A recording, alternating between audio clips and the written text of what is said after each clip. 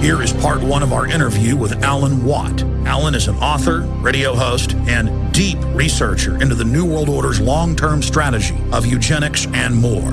I'm Alan Watt, and I've been following politics and geopolitics for a good part of my life. I didn't start off deliberately going out to find out everything that was possibly going on. In fact, I had no idea, to be honest with you, how vast the scale of an agenda, political agenda, is when you're bringing in a global society. Wars have many different purposes.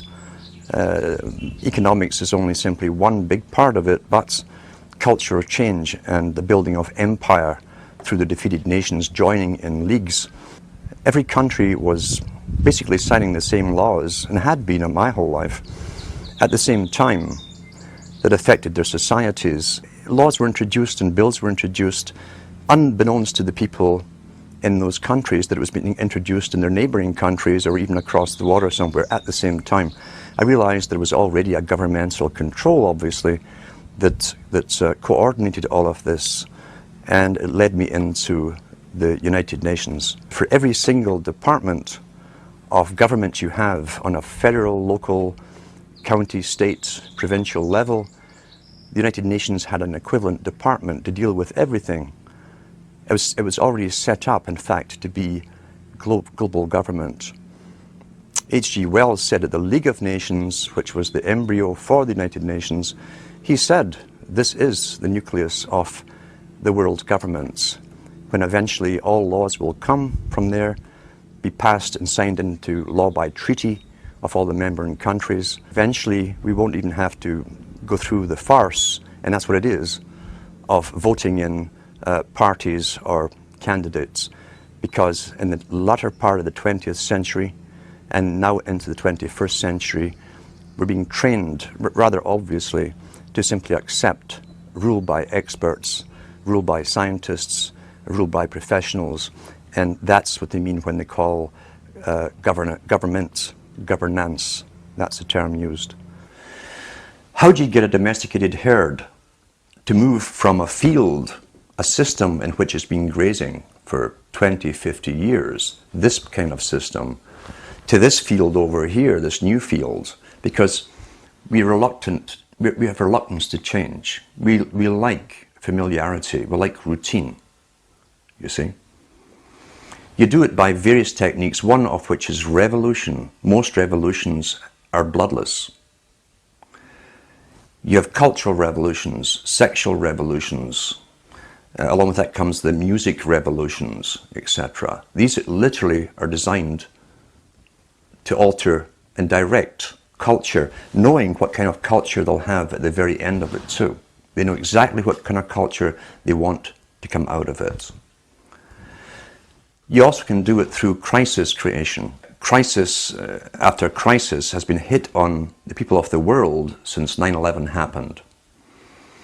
And we must understand that the techniques that are used abroad are also used at home in warfare. And we heard the term shock and awe. Shock and awe on the hard force level, as they call it, is bombs, all kinds of acoustic equipment to nullify enemies, scare the hell out of them through voice to skull and so on, which was used in Gulf War I, and it's all over the British media. But you can also use shock and awe on your domestic people again. You do it by crisis after crisis until the public are so terrified. See, the average person has a sort of confidence that they build up where they think, I can manage most things that come my way. Whatever little crisis in my life, what happens to other people, I can deal with.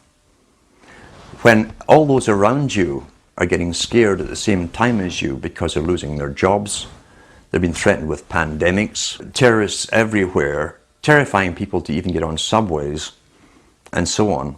And all those around you, as I say, are also in the same boats. You tend to be more easily directed by the powers that be that come out and speak with authority and confidence over you. That's why they give you a guy like Obama, who's trained in oratory. He was trained in oratory, not in truth, but in oratory, the technique of persuasion. Shock and awe, as I say, is a technique of making a person and a whole population punch drunk And each one of those fears, you understand, the average person can handle one major crisis in their personal life, maybe two at the same time. It's understood in psychology and many, many studies that if you have maybe 3 to 4 crises hitting you personally in your life at the same time, you will literally go into an incredible depression, a reactive depression. You can't cope. That's understood. Apply that technique on a whole population. The thing is, there's not one of these crises that we're being told about that you personally can do anything about. What can you do about terrorism if it really exists all over the place? It's out of your hands, you're helpless. What can you do about a coming pandemic? It's out of your hands, you're helpless. What can you do about a nuke getting set off in New York Harbor or wherever? You can't, you're helpless. The message you're getting is that you're utterly helpless to defend, help, or save yourself. That is complete shock and awe tactic that's been used not only in the US and Canada, but across the world. Same strategy, because we're already global with the global society running us all. Massive psychology and warfare techniques in psychology has been used across the planet to make us succumb to fear and crises, as I say, and none of which we can actually do anything about on an individual level. Therefore, the leaders are presented to us on screen with uniforms or business suits and ties as politicians who speak with confidence, all scripted, of course, and they seem to have everything under control. You're now basically a fearful slave looking up to the powerful master to defend and protect you. That's the simple technique of it. I've been speaking about the Rockefeller Foundation. I was mentioning the fact that in the United States, the Rockefeller Foundation, which also runs, I think it is the Carnegie Foundation today, maybe even the Ford, they're all combined. And the families that are given the intergenerational rights, if you like, or authority to lead the world to amalgamation under global governance. Mr. Rockefeller also is heavily involved in the world depopulation strategies. He funds abortion clinics across the planet.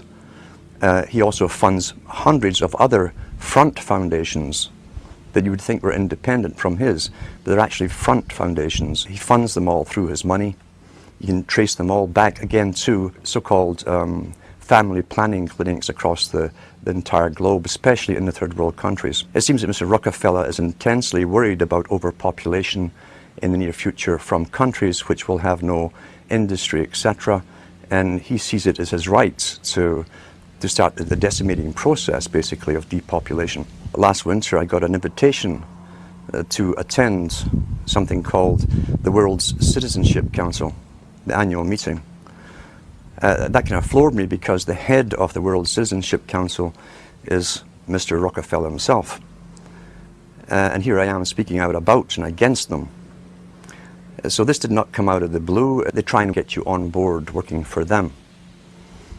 What was also more startling was they always give members maybe 15 minutes or 20 minutes to speak, and I was offered that to speak on stage to this world meeting. The world's citizenship idea is part of the old idea of Cecil Rhodes up into Lord Milner to the Royal Institute for International Affairs and the Council on Foreign Relations. Mr. Rockefeller is up on Google in some of his conferences giving out World Citizenship Awards to very famous people. So they've already bypassed and have bypassed sovereign nations a long time ago. What other benefits you get from being a world citizen, I'm not certain at all. But I was allowed, he said I'd be allowed to speak at this conference. He did not say what to speak about, or didn't say anything what not to speak about.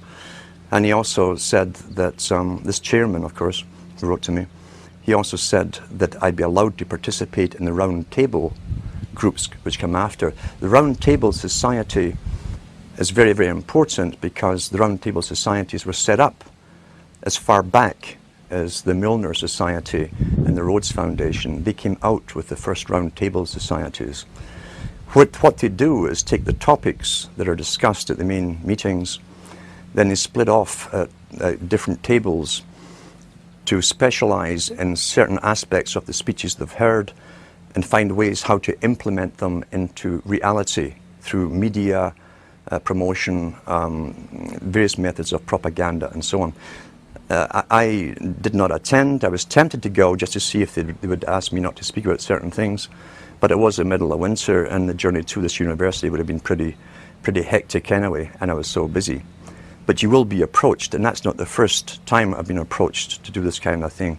You'll find that some people are bought over. I should go back to Lord Bertrand Russell on this topic, because Lord Bertrand Russell said in one of his own books, the same book in fact, where he talks about those children who manage to escape the indoctrinations, who have intelligence and an ability to communicate to others, must be brought on board the system, employed by the system, bribed into the system if possible. That generally works with most people. He said, otherwise we shall have to eliminate them, because they did not want people around who understood an agenda that the general public are unaware of. Didn't want these people with the ability to communicate information, documented information, in a fashion that people understand out in the community where they could spread this word. That ties in with Mao Zedong, who said he was not afraid of armies. His worst fear was someone with a good idea, a great idea, a unique idea, and the ability to communicate it. So that is how they treat basically people with information. First comes invitation to join them. Many people do. As I say, Bertrand Russell backed that up by saying if they can't be brought on board, they must be literally eliminated from the public arena. That's how seriously they take this agenda at the top. They don't mess it around. The reason I think they don't simply come out and kill you straightforward is they don't have to do a messy job. There's many ways of killing you, especially in this day and age. But I think, to be honest, they're so arrogant right now at this moment. They're not too worried about the mass of the general population who are indoctrinated and updated with their indoctrination daily from television, as one example. About 100 years ago, this big organization with many branches, they wanted to rule the world basically using Britain as a nucleus of a system, an embryo, which also was going to be joined with the US under the Anglo-American establishment, wrote about the kind of culture and the changes of culture over a 100-year period that they would actually design. We're all tribal to an extent. That's why we even bother to vote for a tribal leader. This is well understood. That's why we're supplied with these leaders. And because the average man was to become more disengaged from his own destiny as the expert class arose, it was decided that the males would get their outlet, basically, gradually becoming helpless as males, through sports. Therefore, they'd have a tribal team they could identify with. They could cheer them on as though they were winning. In their own personal lives, they were getting nowhere. They were getting disenfranchised, in a sense, as experts took over decision-making for them in all kinds of fields. So this was psychology at use, planned before they even implemented the sports. When radio came along, of course, they used that to the maximum. Sports for the men, the radio soaps basically for the women, and then in came television, as I say, with its alpha state, its hypnotic state. It took off. It really, really took off. And men became glued to the sports shows. The big think tanks, and we've had think tanks to do with always planning the future and how they would create societies and even different cultures within 100 years, say, from this type of society to that society to the next society, how they'd implement it, again always through the youth culture, which is easy to do if you have universal education. You can always mandate the same system, same culture to be taught to the youth. However, as I say, since the 1960s, once television really, really took off, sports used to only come out on Saturdays, and over a 10-year period, it gradually came on every night of the week. Until today, we have even sports channels, sports. So now you see guys who are sitting home, who are basically powerless at work. They have bosses. They're powerless on the roads. There's police and traffic wardens and cops watching them. They have no means to feel strong, and so they tend to watch sports as a substitute. They project themselves into a game which they never participate in. But as long as their team wins, they feel something's happening in their life that's positive and it's successful. It's a very good substitute for many, many things as far as the elite are concerned. Now, the big think tanks that involved many professional people knew that they'd have to give something this for the males, and for the women they'd also give a substitute too. The intention being ultimately to alter society, drastically alter it so much that even the purpose, for instance, of marriage would lose any appeal. For the females, they gave them high fashion, accessible prices for high fashion clothes. They brought in, people don't realize, they brought in the miniskirt back in the 1920s during Prohibition. They brought in cocaine at the same time as along with the booze to get young people in. The idea being that if you're doing something illegal, it's very naughty. Youngsters love to break the rules, get together, we're all being naughty together, and sex and booze, coupled with coke being smuggled in at that time, had its desired effects, but not quite the way it was designed to have by those that planned that culture, the Bernays types. And Bernays was heavily involved in this. So they came out, as I say, with not sex and rock and roll, but sex in a form of jazz. The Charlton dance came in, the miniskirt came in, sex became rather rampant for the first time. All the old traditional taboos were broken with one generation, but there was fallout to this change, this massive change in culture. The fallout being that they did not have the antibiotics to treat all the sexually transmitted disease that came along. Secondly, they didn't have the legal abortion clinics to take care of the unwanted children that also were produced by hyper-promiscuity. They opened up big orphanages to try and take care of this, the boys' towns. They had ones for girls too. But there was so much backlash, especially in the United States, from the old Christian communities, that they had to tone it all down. It kind of flopped, as I say. Sexually transmitted disease became rampant, so did unwanted pregnancies and abortions. And so they went back to the drawing board, because remember, before this all happened, the big players, the new high priesthood, we'll call them, of the Time Lords, those who create the future, work in think tanks for the big establishment, had a definite mandate. The only problem was how do you achieve that mandate over a time period. So they went back to the drawing board, and they've always known, for instance, that in wartime, more children are produced because people, young people who might go off to die tomorrow tend to be far more promiscuous. They brought this back after World War II big time and worked on it steadily. All our tax money went into one particular area of research, not just for the atomic weaponry and so on. It went into finding ways of finding a contraceptive that was effective. When they found it and launched it on the scene, at the same time as they launched what they called pop music, along with drugs, LSD and so on, they brought out the contraceptive. So then permission was given, in a sense, and promoted from the top down, even from the BBC, which is, remember, the BBC is owned by the British government. It's an arm of the British government. It talks on behalf of the dominant minority who rule Britain. So they began to promote all this stuff. All the DJs they'd bring on television would interview the top pop stars of the day. They were all stoned out their minds. Some of them were falling out of chairs, and the interviewers would say, "Tee-hee, aren't we naughty children?" All aimed at a young generation to emulate. This is what we do. Monkey see, monkey do. Once again, remember, the prime intent was to break the old culture of boy meets girl, going together for a while, getting engaged, getting married, having children. The family unit, they'd said, when they had the League of Nations, which was the precursor of the United Nations, said they'd have to destroy the family unit.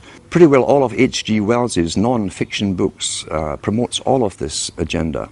And in fact, he coined the term in the late 1800s. This is how far back this agenda of promiscuity had to go. He coined the term free love. And in one of his books written before 1890, he says, we must promote free love in order to destroy and end the obsolete family unit. Once that's done, he said, the family is no longer in the way when government comes for an individual. Each individual will be solely responsible to the government itself, and no family will stand up around them like a primitive tribe and defend them. At the same time, the foundations within the United States and Britain and elsewhere were funding what appeared to be far-left groups, communist groups. So much so, as I say, the Rees Commission went in to look into this from the 50s to find out why top capitalists who owned international corporations and banks, international banks, were putting up foundations to fund far-left groups. Well, we know now it was to literally destroy the old culture in order to bring in the new culture, the new society. So therefore you have the proliferation of sexual activity.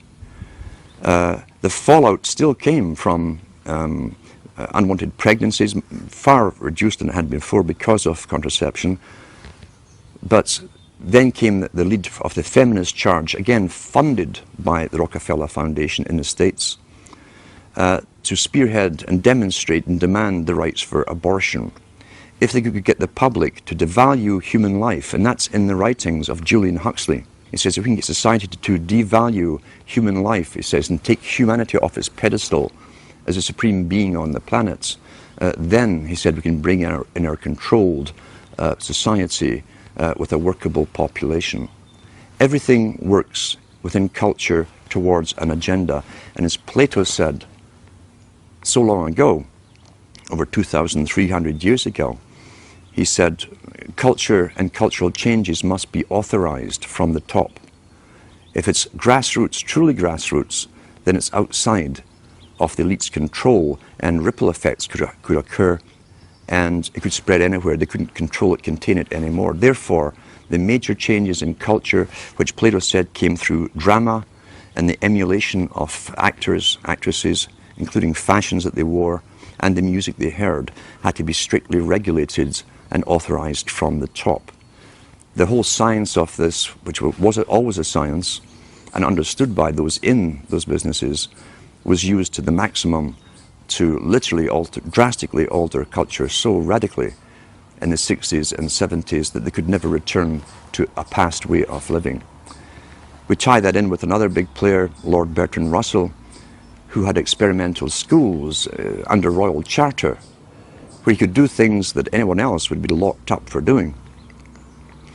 He said in his own schools, and there were mixed schools, he said that if he could encourage pre-pubertal sexuality amongst the children, encourage multiple partners from before puberty, he says the chances, because of study and observation, the chances of them ever bonding with one person for the rest of their life was pretty well obsolete, null and void, wouldn't happen.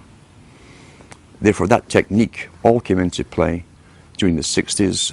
It was called free love. Drugs helped it along the way. And that was the beginning of what we saw as short-term relationships. Divorces became more and more common. Interestingly enough, divorces really took off not because society demanded it or it came from a need or demand from the people. Divorces took off because the Hollywood stars, and remember too, the drama industry, the entertainment industry have always said this, the people follow the stars. And they're the guiding stars in the so-called occult, you see.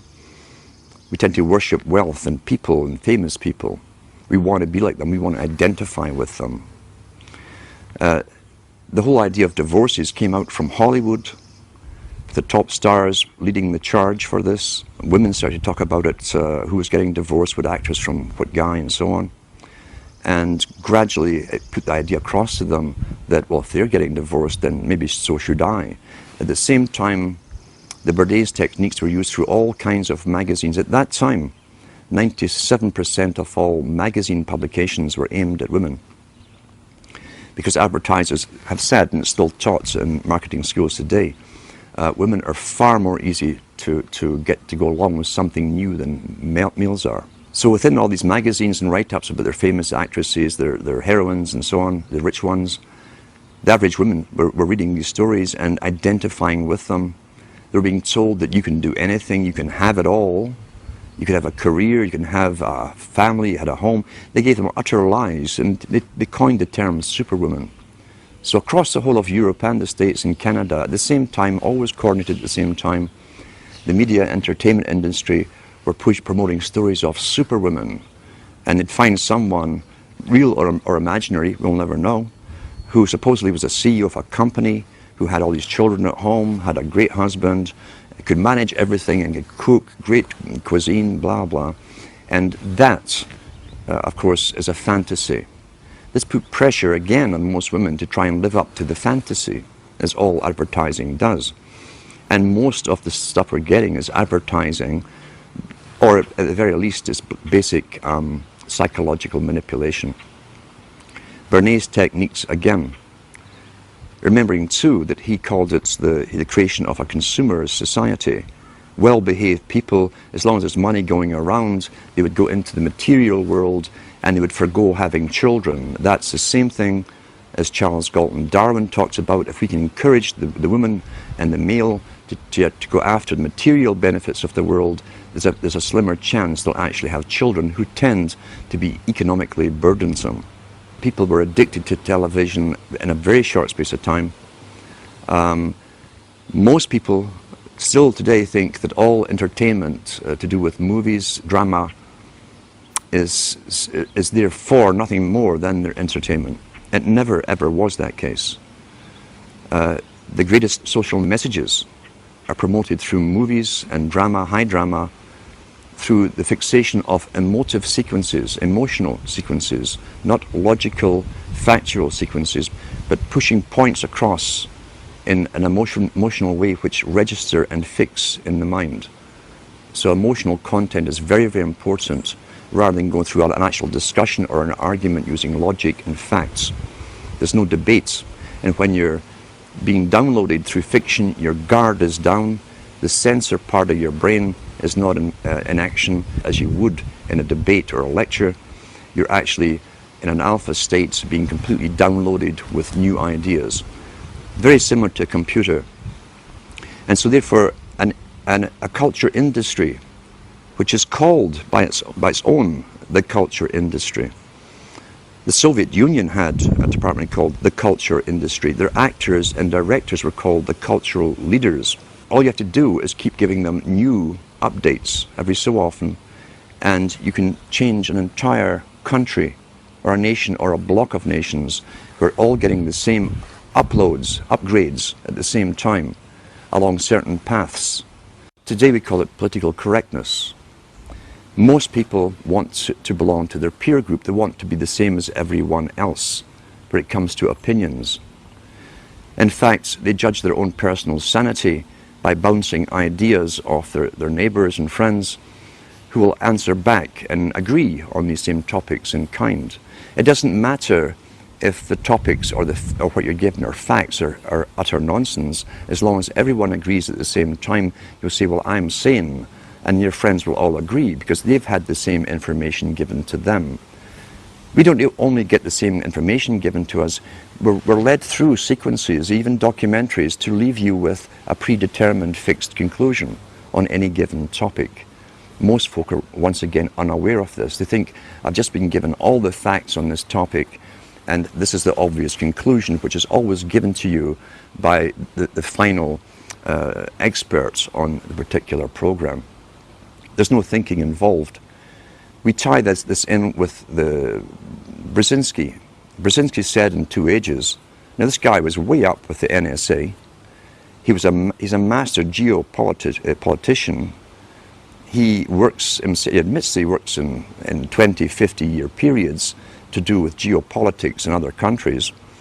But he said himself, the public will shortly be unable to think or reason for themselves. He says it was meaning by the form of information that was given to them, the type, the formulas that were in use then in the 1970s. And eventually, he said, they will expect the media to do all their thinking and reasoning for them. Well, that's happened today. That's why people today can't think outside of the programming from television. I'll give an instance, in fact, of why TV was so important to show you that it was so important to have it in the homes of ordinary people. Now, most countries in Europe, for instance, up into the 1950s and 60s, and I'll give an example, is Britain. The working class people did not have credit cards. You could not get a credit card. You couldn't get a bank loan without collateral to put something up against it. So therefore you were at pretty well a fixed income. There was no extra cash outside of rent, food and so on, clothes for the children, essentials. There was no extras for luxuries. There was no credit given to them.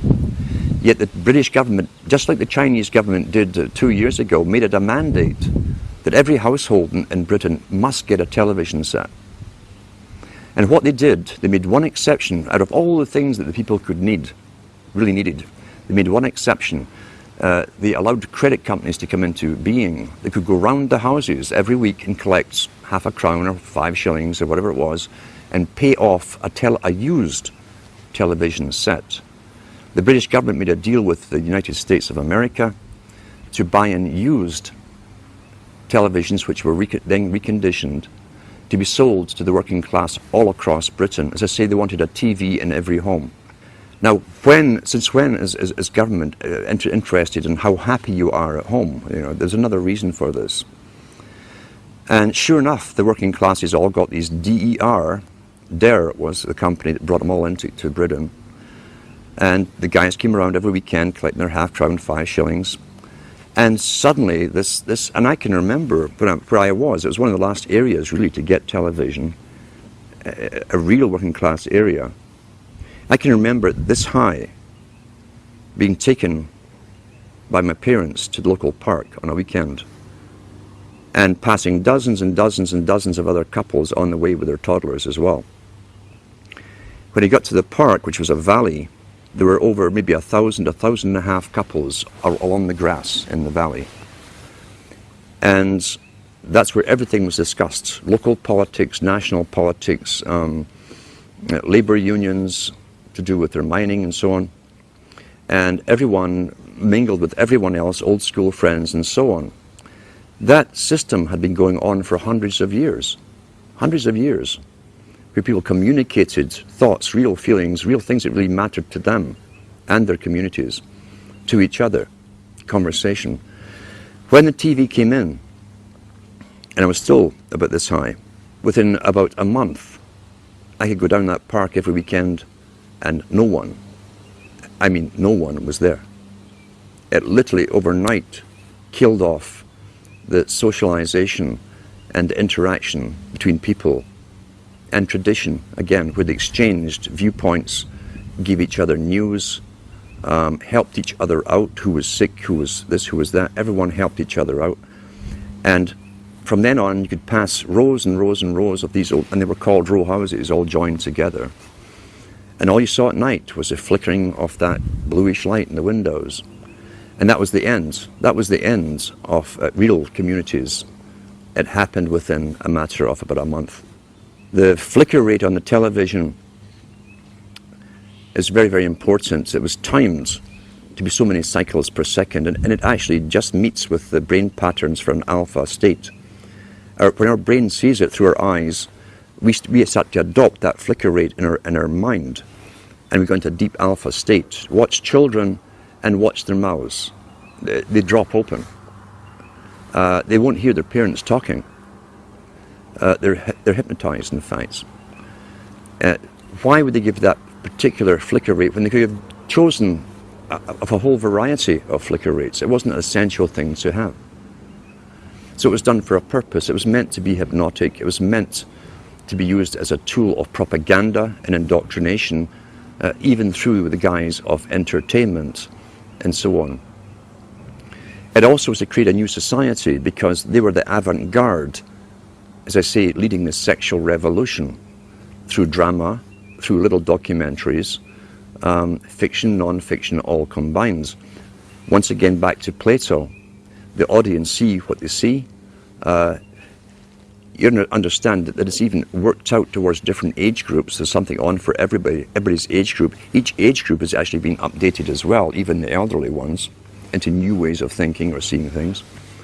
but the target mainly was for youngsters.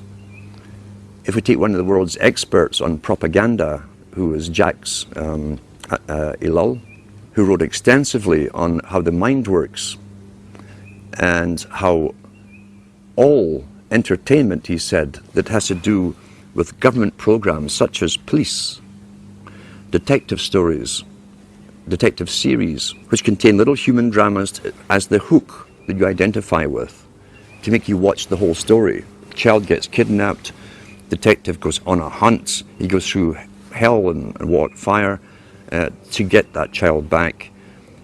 You identify with the hero if you're a male, you'll identify with the heroine if you're female. And that's the hook to get you to watch them. But what he said was, all dramas to do with police, or even the military in movies, are pure propaganda. Pure propaganda. The human story is just the bait to make you watch through it, to get you to identify with it. Because once again, there's always a message left somewhere in the movie. It might even be a message that's against your own morality. It could be where the cop, for instance, does sleep with this beautiful woman while his wife was at home, and it's all part of the story, and even tell you why he did this. He was feeling down that day, blah, blah, blah. And so you've just again altered your viewpoints on how you yourself might behave in that situation. And that sometimes that kind of thing can be justified. That's how you're downloaded through entertainment. It's there to alter and direct and always upgrade into another step of the direction that the entire culture for someone else's purpose. Let's talk about the effects of the alpha state first of all. Recent articles I've even read on the air from various science studies show you that even when you switch off television, you remain in that alpha state for maybe 45 minutes to an hour, sometimes longer, depending on how long you've been watching it. With high definition, again, why would a president of a country mandate that all TVs had to go high definition? Is it because he really cares so much about your happiness? And he wants better quality for you? Or is there another reason for it? Well, I'm sure the effects of the old flicker rates and what it did will also be incorporated in high definition, but with even more added benefits for bringing you into a complete hypnotic state. How do you wake someone up who's addicted to television? You can't. Very, very simple.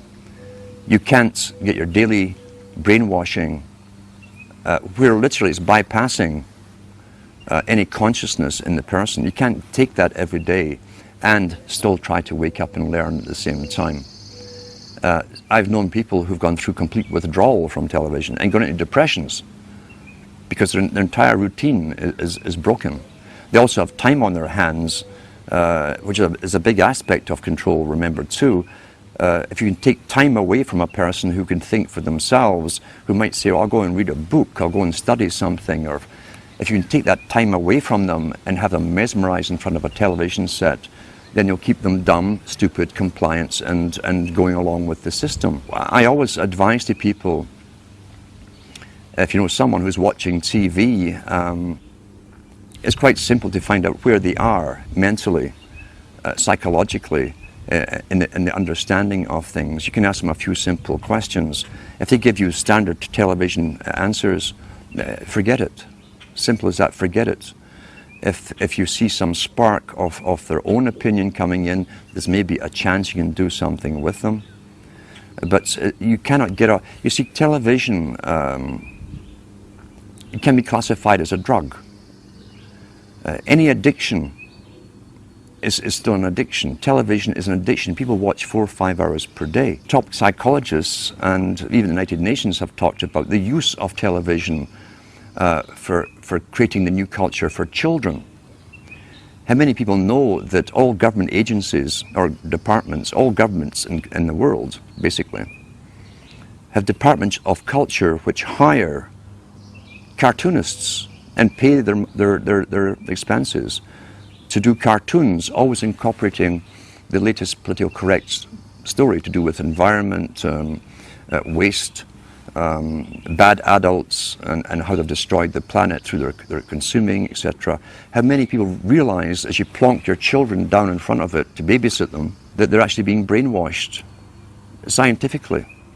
And these cartoons were designed by experts to get their message across to those children, implanted in their young minds, fixed in their young minds forever for the rest of their lives, ongoing daily, and even right down to the novels that you read to children that are designed for children too, which will incorporate all of this, all paid by government grants to authors and writers.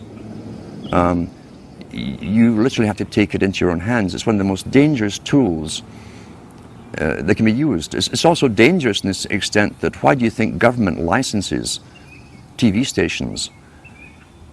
If you were an independent producer, TV station who came out with this kind of information, you would not get a license.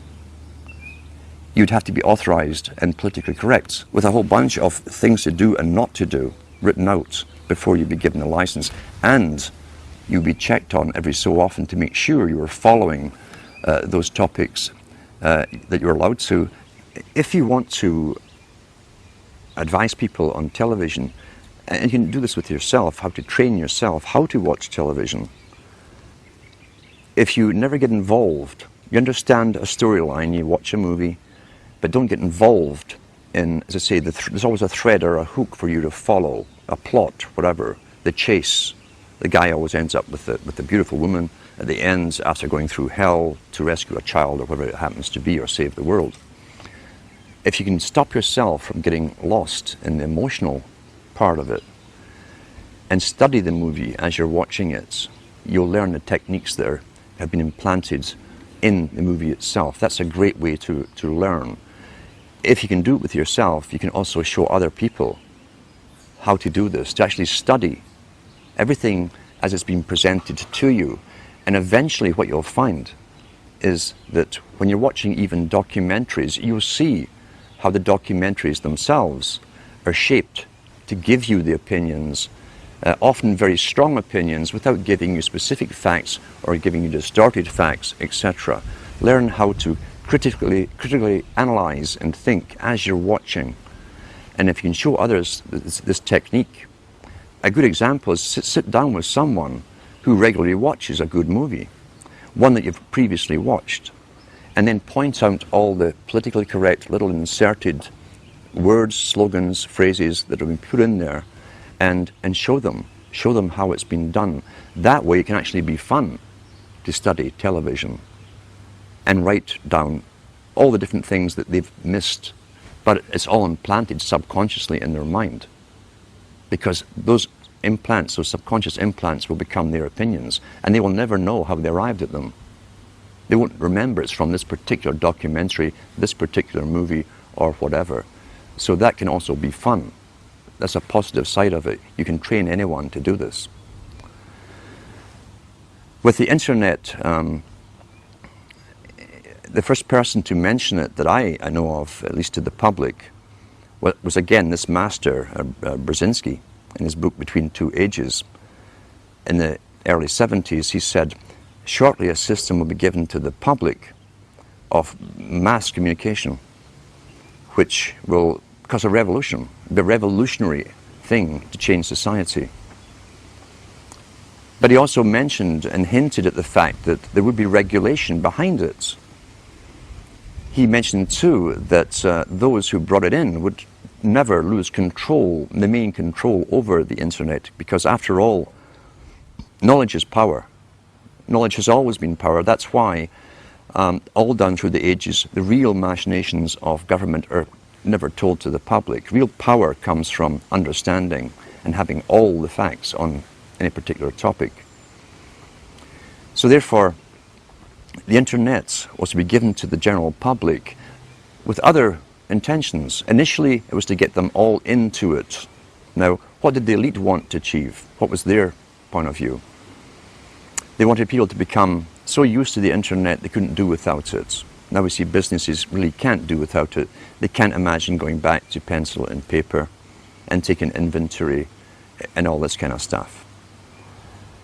For the youngsters, who must be the generation they target, they made sure that that's the only thing I knew about the internet. from the media. I was completely ignorant about it, and computers. The only thing I knew was there was lots of pornography on it. Every paper kept telling you about it, which again is the same old technique they used in the 60s and 70s. Aren't we naughty? Wink, wink, for the rock stars on television. Knowing all the youngsters would get into it when their hormones are high. That's all they're thinking about.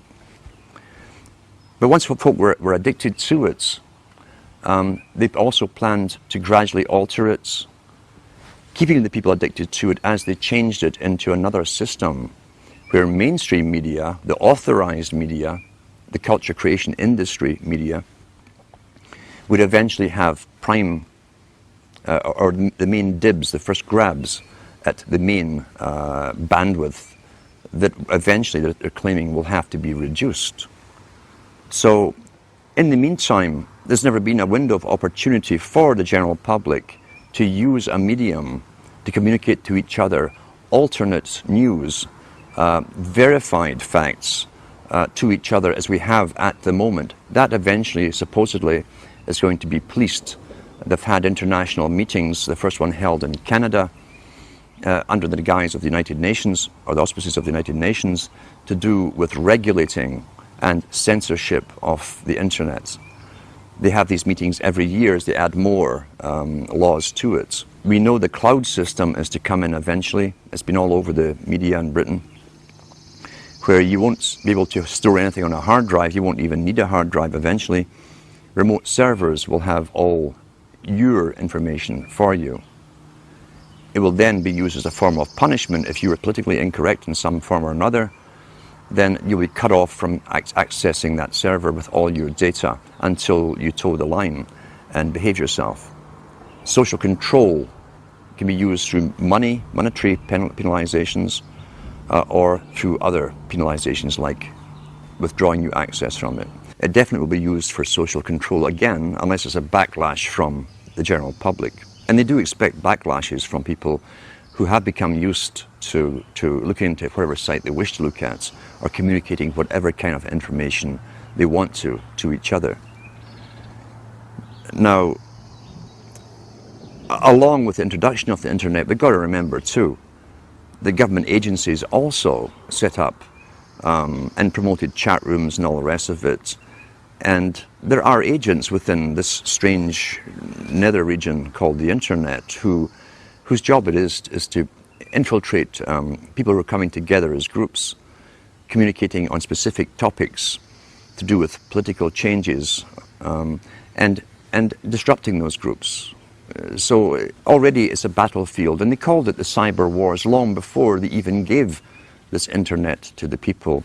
It'd been an informational war, they said in all the papers. Therefore, government intelligence agencies would have to expand their roles with mandates to also be in this invisible world where they would manipulate various groups from within as well. There's also a lot of nonsense, of course, on the internet too, which can take you down conspiracy paths. I hate the term conspiracy because the government wants us to use it like we're some sort of hobbyists and some sort of kooks. I don't use the term. But that's become the most popular type of site now, is conspiracy site. And there's many out there, there's professional agents out there as well, who've been funded by governments and even launched by governments, to be well known, especially in Europe, to lead the conspiracy sites. Then they bring in the UFOs, the aliens, until you have achieved your goal. Counterintelligence. Let's talk about counterintelligence and how it works.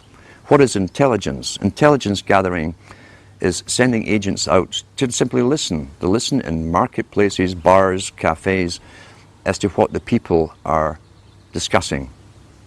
Lawrence of Arabia, in his own book, 7 Pillars of Wisdom, was trained as an agent. He was trained in Arabic languages.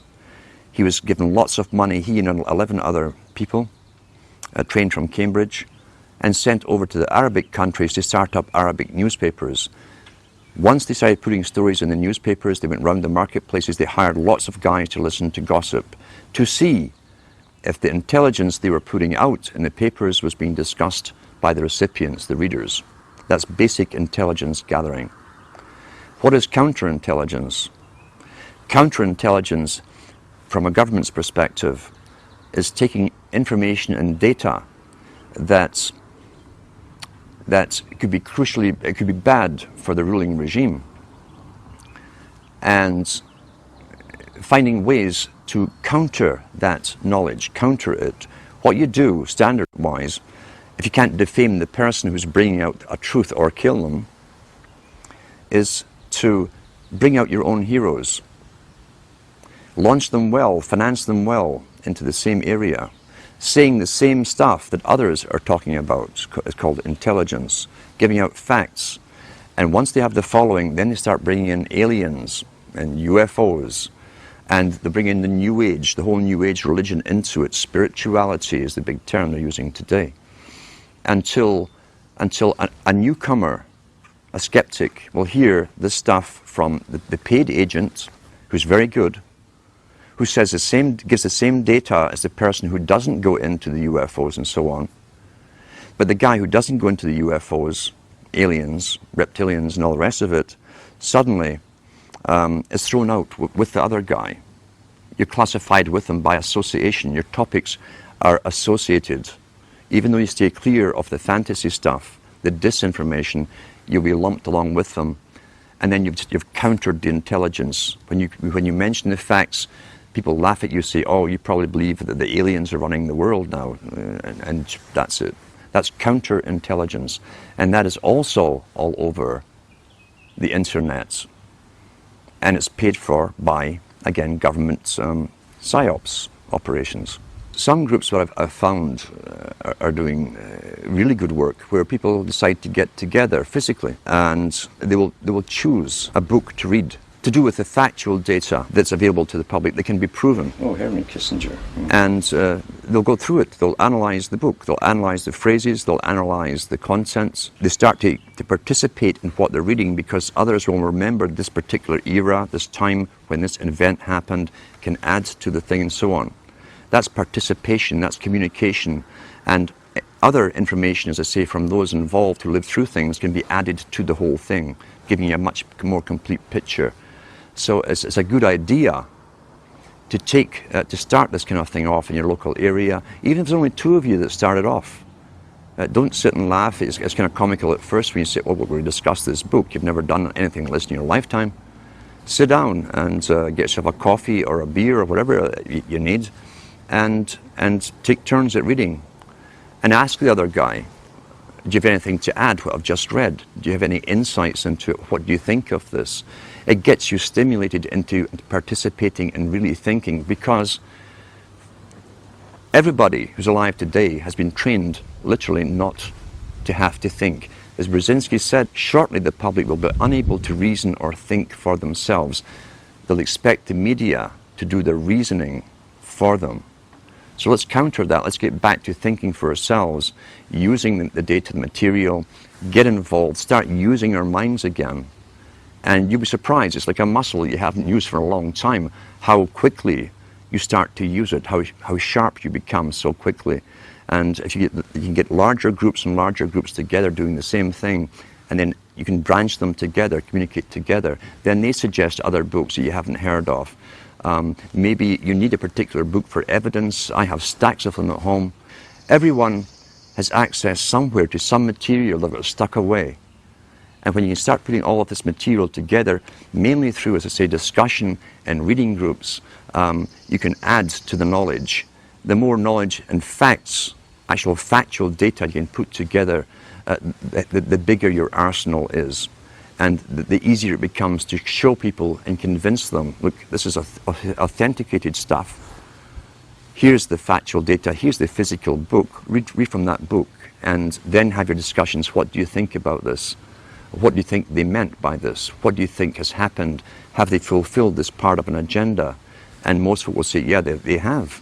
Well, here's how they did it. The evidence is all there, but knowledge, remember, is scattered. That's also why, since the 70s and so on, televisions were put up in places where people used to communicate to each other, bars and restaurants, the pubs of Europe. Everyone talked and discussed everything. The televisions were all put in for a reason. And now everyone's mesmerized and you can hear sports or loud music. You can't communicate anymore. That was government promoted because the government licensed the big chains of taverns and pubs all throughout Europe. And so what you've got really is deliberate attempts. Nothing happens for no reason. Why? The customers weren't demanded. They were bored in bars as they discussed topics. People would just move around the pub talking and listening to the conversations, and they'd join in the one that you liked. Why was it so important to destroy communication? It's because it's a main propaganda tool that stops communication between people, even in a room. If you notice too, they don't even discuss the topics, once the news is read to them, to each other. They've both been downloaded with the opinions. You don't have to ask what their opinion is. It's going to be the same one as you've been downloaded with, left by the expert. So we've got to get back to communications and communicating with each other and finding the evidence. Knowledge is scattered.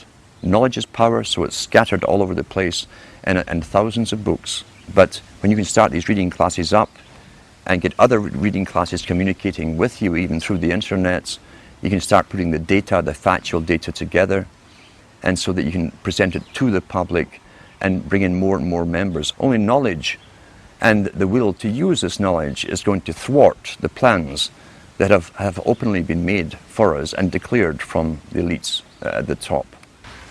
The whole problem of being involved in a community can be a double-edged sword. We know, for instance, that communitarianism is a term used first by Bush Sr., talking about the collectivist society coming in.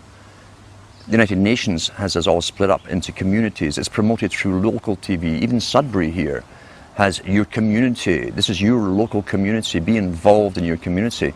They're talking about a politically correct community.